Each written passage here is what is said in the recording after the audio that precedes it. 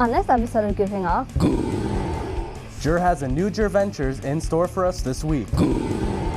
Mike shows us a new game on Mainstream Mike. All this and more here on Goofing Off.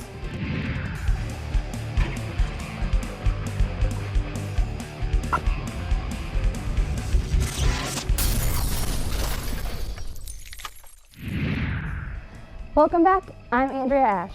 And I'm Brendan O'Hara. So I can't believe this semester flew by. It feels as though we just started. I know, right? Well, let's see what Dominic has this week to help keep money in our wallets on Games on a Budget. Hi everybody, I'm Dominic Framuli and this is Games on a Budget. Today I'll be looking at VVVVVV, a challenging platformer where instead of jumping, you're given the ability to reverse gravity.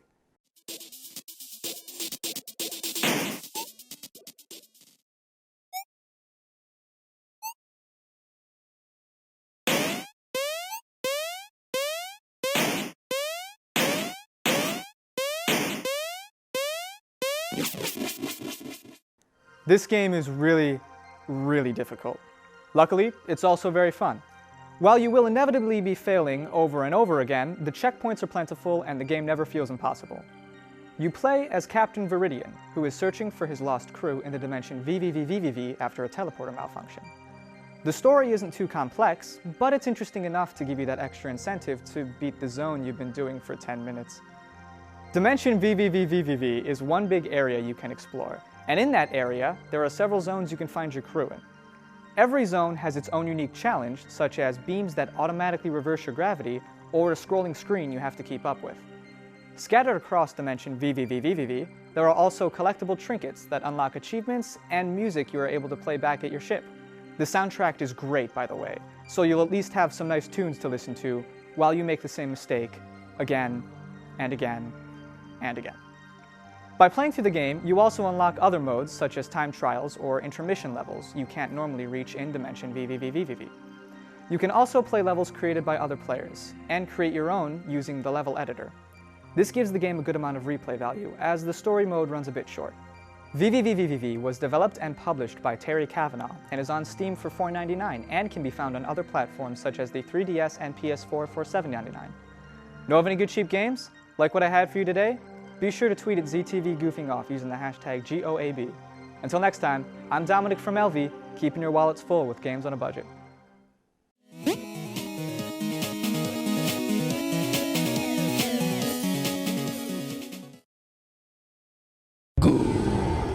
So Brendan, question for you. What? So when Jur graduates, will you be able to take his job as producer? Yeah, why do you ask? I'm just curious. Well, I'll have you know I am going to be the bestest producer in the whole world. But for now, let's just keep moving on and see what Kyle has for us this week on Face Off. Hello everyone, I'm Kyle Glockner, and welcome back to another episode of Face Off. With the recent announcements of Pokemon Sun and Moon, I'm feeling the Pokemon hype returning, and I felt like coming back to the franchise for another battle. Previously, between Pokemon Red and Blue and Pokemon Gold and Silver, I determined that there was no decisive winner, as they're really two halves of a greater whole. But, as you all know, Pokemon didn't just stop at a second generation. So for this battle, we're taking the first and second generation games and pitting them against Pokemon Ruby and Sapphire. Let's get started. For a brief recap of the previous battle, the Pokemon franchise up to this point had 6 main games released for the classic Game Boy and the Game Boy Color that features 251 Pokemon to catch and trade. Various features in these games include Pokemon breeding, a way to raise certain Pokemon from the very beginning, the day-night cycle, allowing for different encounters at different times, and one-way trade from Red and Blue to Gold and Silver. These games were all Pokemon fans had until 2002, when Pokemon Ruby and Sapphire were first released for the Game Boy Advance. Taking place in the seaside region of Hoenn, the third generation of Pokemon introduced yet another 135 all-new Pokemon, bringing the total to 386. With beautifully updated graphics and a whole new world to discover, these seem to be the sequels Pokemon fans have been waiting for. Or so they thought. These games did away with the day-night cycle that added so much more importance to the time and day you played the game, meaning the world was forever locked in daytime. On top of this, one of the most infuriating features about these games is the inability to transfer Pokemon from the previous games to these. There was no way to take a Pokemon from Red, Blue, Gold, or Silver and transfer it to Ruby and Sapphire, making it impossible to have all the Pokemon. Now, with later additions to the franchise, like the remakes of Pokemon Fire Red and Leaf Green, which were remakes of the first generation, and Pokemon Emerald, which offered a limited selection of second-gen Pokemon, players were not able to add more Pokemon to their collection, but initially you could only get Pokemon directly catchable in Ruby and Sapphire, making it impossible to catch them all. But while they do have their flaws, these games actually brought a lot to the franchise that still holds up today. These games added the concept of double battles, where trainers send out 2 Pokemon to battle instead of 1. This is a huge difference from before and paved the way for competitive battling strategies. These games also included many side games like the Trickmaster's House and Contest, which gave players a nice break from the main game. As for the plot, like their predecessors, the only real plot these games have is the same Gym Badge Pokemon League story the other games have, as well as the main legendary arc, which involves the evil team of the game. Speaking of that evil team, unlike the static Team Rocket in the previous games, in Ruby and Sapphire there were 2 teams, one good and one bad depending on which copy of the game you had. In Pokemon Ruby, Team Magma was the bad team who sought to revive Groudon to create more land, and in Pokemon Sapphire, Team Aqua was the bad team who wanted to create more water using Kyogre. With the differences in the evil teams, different starters are much more effective in each game. In Ruby, Team Magma tends to use more fire types, making the water starter Mudkip a better choice, whereas in Sapphire, Team Aqua uses water types, making the grass starter Trico the best choice. This leaves the fire type starter Torchic as a nice moderate challenge for players who want to expand their team. While the 3rd generation of Pokemon games took away some very crucial features from the franchise, they brought back more than they took. While they may not be the most favored Pokemon games by fans of the originals, Pokemon Ruby and Sapphire are the winners of this battle. So what do you think? Do you think the original games are the best, or do you think newer is better? Be sure to let me know by tweeting me at CTV Goofing Off using the hashtag FaceOff. Until next time, I'm Kyle Glockner, and I'll see you next time on Face Off. You know what I noticed? What did you just notice? That we're almost done with this semester. Yeah, you kind of already said that, and your point is? Point is, we're almost done. It's all almost over. Everything to this point has almost come to an end. And after that, who knows what will happen or who will appear? Why are you being so weird? I'm not. I'm just saying the obvious. Sure. Let's just see what Mike has for us this week on Mainstream Mike. Hey everybody, I'm Mainstream Mike, your captain in the gaming mainstream. Well guys, I know from the beginning of the semester I wanted to review Uncharted, but I have decided to change things a bit. Instead of reviewing a PS4 or Xbox One game, I'm going to take a look at a game on the 3DS, which I personally believe deserves attention. So let's take a look at Fire Emblem Fates. Sentence is death. Try to be at peace.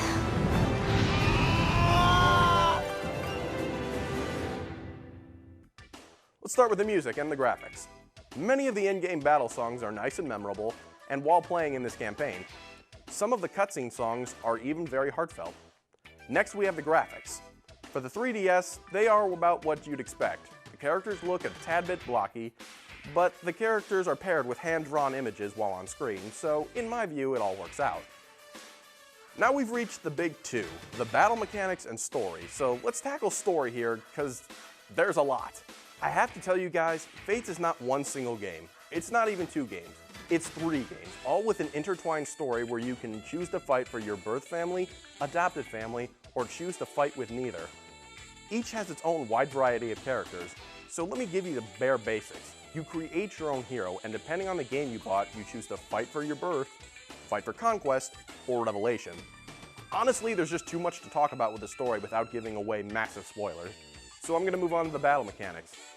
The mechanics in these games are strategic, meaning that if you choose to play on normal or hard mode and one of your characters dies, they die for good and cannot be brought back, so planning every step counts. But if you really wanted to, you could play on casual mode where your allies come back at the end of each fight at the end of each chapter. I could keep going on about these games and this series for days, but here's what I want you to know. You need to take a look for yourself. I'm so glad you made it home. We're your family. We will succeed with you at our side. I make my own fate.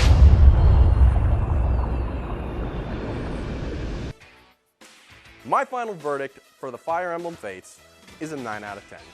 The only reason it doesn't hit my 10 out of 10 mark is the fact that while playing on hard mode, you're gonna die and you're gonna have to restart a lot. So what do you think? Did you agree or disagree? Be sure to hashtag me at Mainstream and give me your gaming suggestions. So, until next time, I'm Mainstream Mike saying, see you later, guys. Well, it's about that time in the show. What time is that? Is it time for Animate? No, it's... what just happened? I don't know. But I think what Andrew is trying to say is that it... Oh, okay, something weird is happening. Jared, what's going on? So we're gonna take a break. Don't go far. We're gonna be right back. Like what you see here in Goofing Off? Be sure to like us on Facebook, follow us on Twitter, and subscribe to our YouTube page. And also check out our Instagram. Welcome back. So we talked to Jared and he said he didn't do anything, so I came up with a conclusion. Please, for the love of everything, do not say it's Crawl. Just please, don't say it's Crawl. Don't say it's Crawl. Good job, Brendan. You've been listening. Yes, I believe it's Crawl trying to communicate with us. No, it's not. Let's just jump quickly into Jerventures and see what Jer has for us this week. Hello, and welcome back to another episode of Jerventures. So today we're playing Emily Wants to Play. So if your name's Emily, let's not play a game together. Alright, so let's begin. I don't want to stare at her. Hello. Your pizza's here. Hey, that's my voice.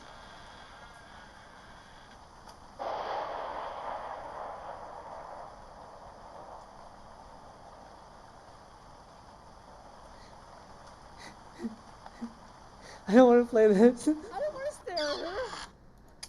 I don't like the dark. Oh, guys, I'm gonna kill myself here. Can I not?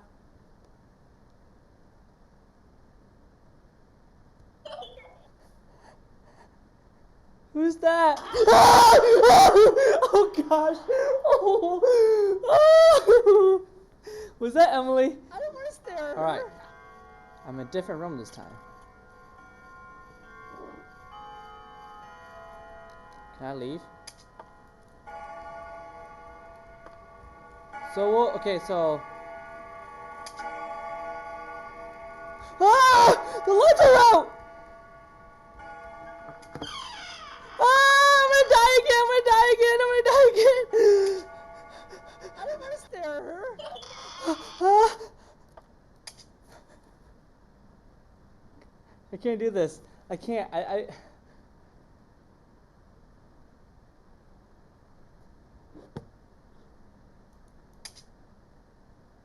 No! No! There's something right there. You see that?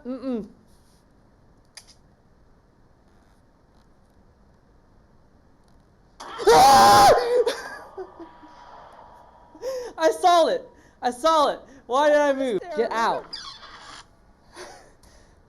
Go out? And then what did I do? Run? Where? The lights are turning off. I'm scared. I hear her. I'm gonna die. I'm just gonna stay here. Oh, dang it! I don't want to stare at her. I have the lights off right now. And then turn the lights on. Like now. Now what? Now what? Do I look around? I don't know where she's at. I don't know where she's at. I don't want to look for her. Emily. Where are you? I don't know where she's at. I don't know where she's at. Where did I? I'm gonna die. I can't do this.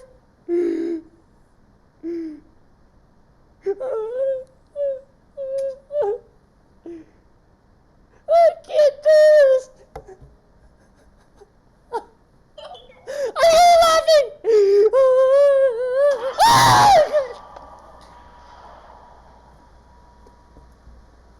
I hate this. I don't want to stare at her. I can't do this! Emily, I'm here so I can just stare at you! Ah! Ah! I can't do this! This is killing me! Ah! I hear you! Ah! I'm I'm done. Stare at her.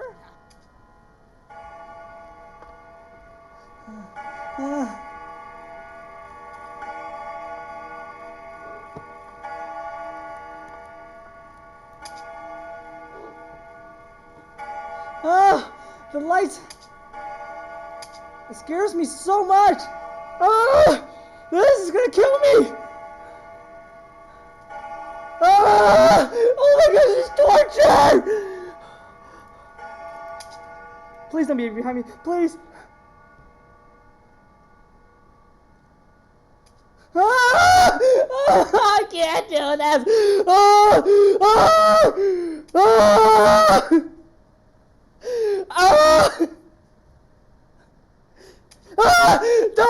Don't just pop out. Don't. No, where are you? No. Dang it. I quit. This game is too scary.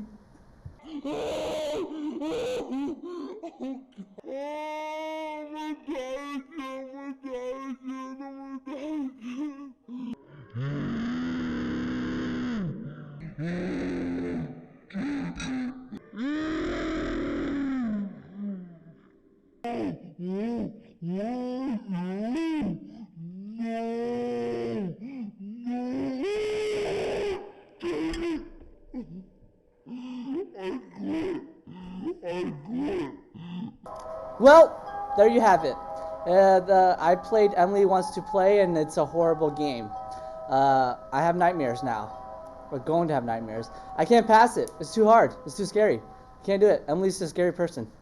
Yep, so that's all for this week's Sure Ventures. If you have any game suggestions, hashtag me at Sure Ventures at ZTV Goofing Off, and we'll see if I play it. Alright, see you guys. Bye. So while you guys were watching that, something weird happened here in the studio. Brendan, are you okay? Okay, well, let's see what Cameron has for us this week on Movie Snobs.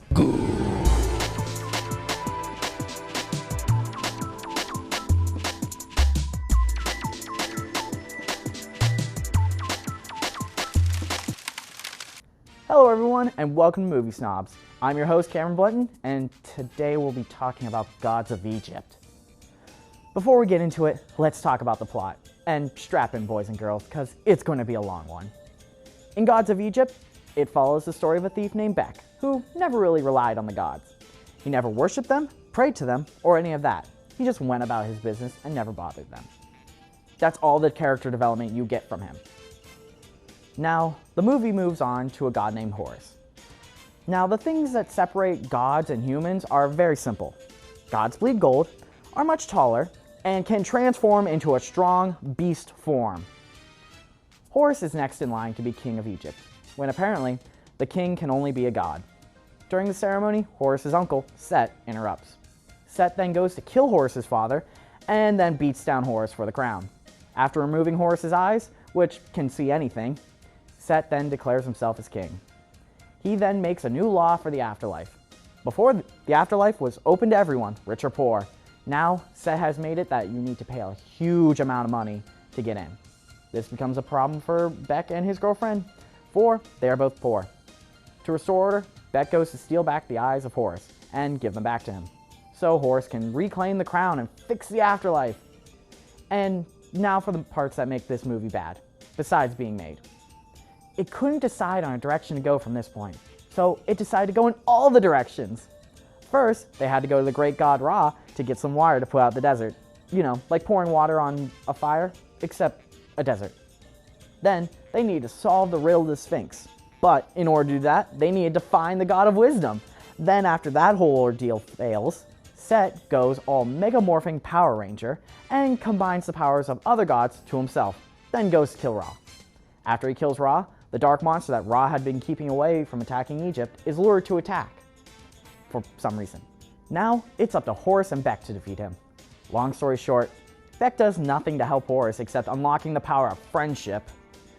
After that, Horus defeats Set, even though Horus has improved none since the last fight, and Set has only gotten stronger by the adding of his powers.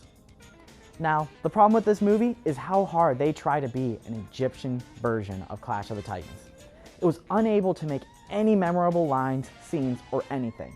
And finally, the plot was everywhere. There was nothing coherent, and it just seemed to make things up as it went along. This movie had so much potential, and it was wasted away. Is that a storm? Sets hunters riding their pets. We should run! Run? We mortals do it all the time! Well, that's all the time I've got. Do you agree or disagree? Tweet me at ZTV Goofing Off with the hashtag MovieSnobs. I'll catch you guys next time, and I'll see you at the theaters. Brendan, it's okay. You'll be fine. So we're gonna take a break. Oh. So stick around. We'll be right back. Like what you see here on Goofing Off? Be sure to like us on Facebook, follow us on Twitter, subscribe to our YouTube page, and make sure to check us out on Instagram. Welcome back. We are okay. Nothing is going on here. Let's move on and see the second half of the bug challenge. I have to put this in my mouth. No, you don't. I mean, you do. Okay, just take that. You don't need a leg. Okay, ready? All right. In 3. In 3. 2, 1, go.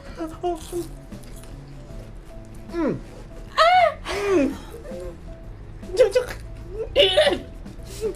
What are you doing? I give up. No! Don't! I resign. Stop! This is as far as I It's go. not bad. It's not that bad. I I promise. put it so it's looking right at it. No, come on. Do it. It won't even know. Here. I'll feed it to you. Hey, if Hold it on. makes you feel better, Hold eat one on. without a head. I don't think I actually can. Okay, do a leg. Can you do a leg? Come on, we'll let you move on. I think this is as much as my heart can take. Oh, come on. The Beatles' the next one. All right. I do apologize. You're fine. Once you eat it, once you crunch into it, okay, Yeah, it's like it's a not bad. weird chip. Yeah. That's really big. Just look at you. Why is there salt? This season was salt. Preserved? Yeah, I think I asked for ranch seasoning. I don't see anything here. So these are Okay, the just ignore me. rhino male beetles. So we're all gonna take one. You want to take this one? Which one do you want? I'll take this one because it has the horns, and I don't want you guys to get hurt. Oh, man. Oh, what a You gentleman. pick yours. I'll go with the last one. You pick whichever one you're more comfortable eating. It's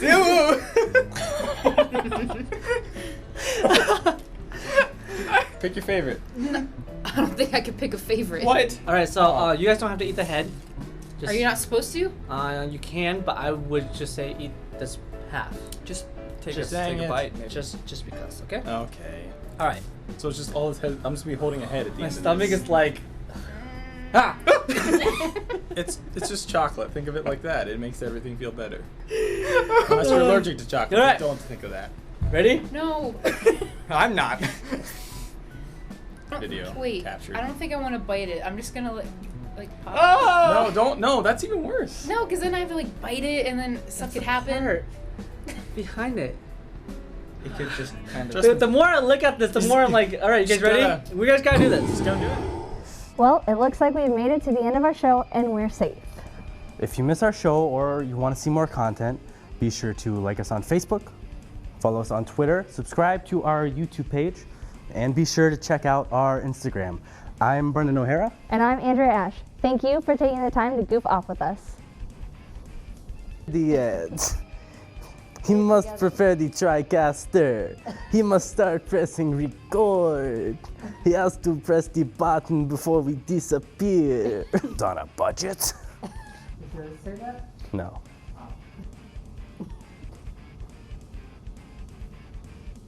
On this episode of Goofing Off, Jur has a new Jur Ventures in store for us this week. Mike shows us a new game on 4, 3. This program was produced by ZTV at the University of Akron. To find out how you can make Emmy-winning media, visit the UA School of Communication online. ZTV. Make media. Make a difference.